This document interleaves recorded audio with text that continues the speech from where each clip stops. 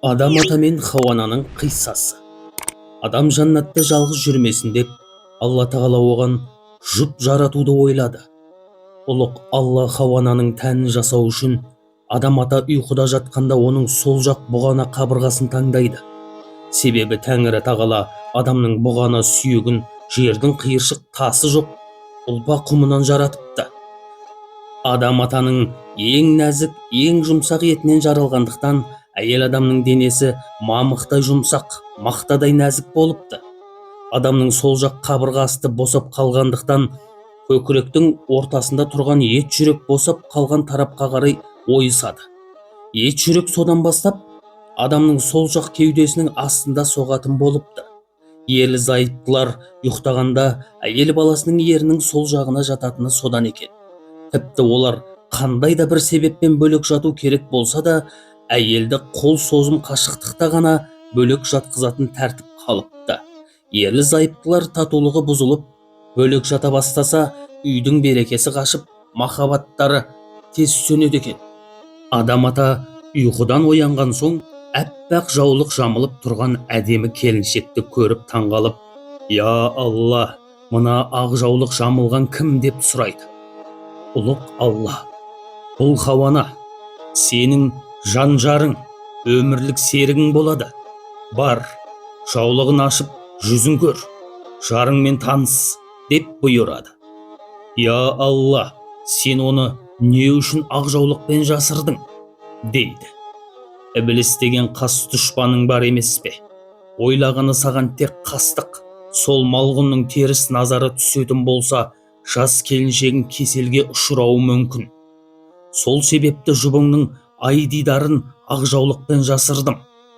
Осы амалым сенің де кейінгі ұрпағыңа салт болып жалғассың, дейді.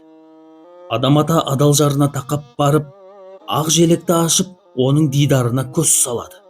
Сол кезде екі беті иба мен ұяттан нарттай боп қызарып тұрған Хауана оң қолын оң тізесіне қойып, еріне бірінші рет иіліп, сәлем етіпті.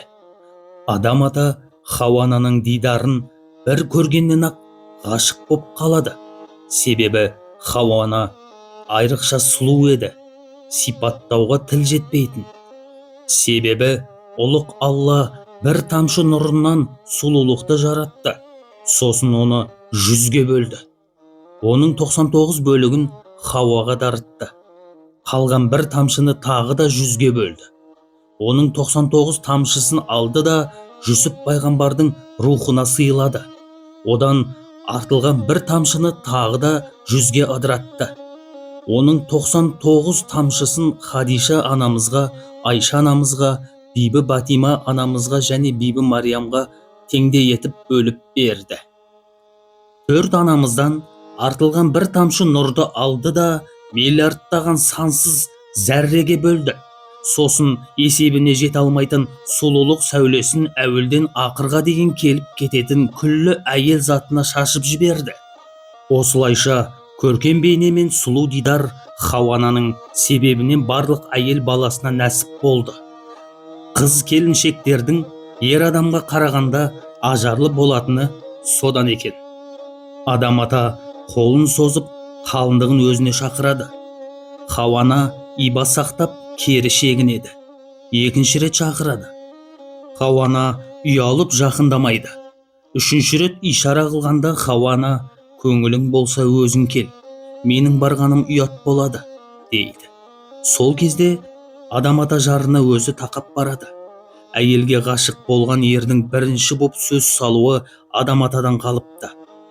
Әйел заты ер адамға қанша жерден ынтық болса да, сезімін сыртқа шығара алмай қиналатыны Хауанадан қалыпты. Әйел адамның осы ибасы кеткен кезде қиямет орнайды екен. Адам ата Хауананың қолынан ұстаған сәтте ұлық Алла, «Ей адам, қалыңдығыңның қалың малын төле», деді. «Я Алла, мен оның қалың малын қалай төлеймін? Мендегі бар мүлік өзіңдікі. Тіпті үстіндегі киімді де сен бердің», деді. Сонда Тәңірі тағала, «Ақырдың соңында шығатын сүйікті пайғамбарым, өзіңнің ұрпағың Мұхаммед пайғамбарға салауат айт», деді де салауат айтудың үлгісін адам атаға өзі үйретті. Адам ата Мұхаммед пайғамбарға 10 рет салауат айтты. Содан бастап Мұхаммед пайғамбарға салауат айту парыз болыпты, ал қызға қалың мал беру дәстүрі сүндет болыпты. Жебірейіл періште адам ата мен Хауа ананың некесін қиып, екеуі үйленіп